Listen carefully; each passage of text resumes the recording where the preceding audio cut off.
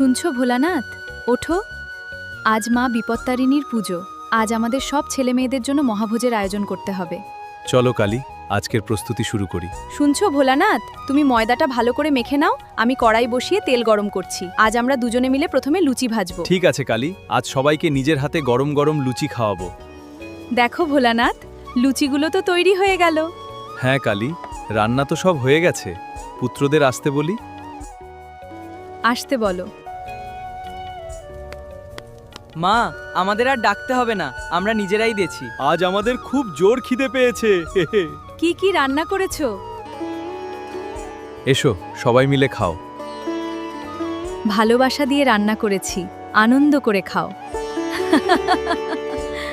মা কালী ও ভোলেনাথ নিজের হাতে সবার পাতে লুচি, আলু কুমড়োর তরকারি, সেমাই আর মন্ডা মিঠাই পরিবেশন করলেন। ভালোবাসা আর আনন্দে ভরে উঠল কৈলাসের ঘর।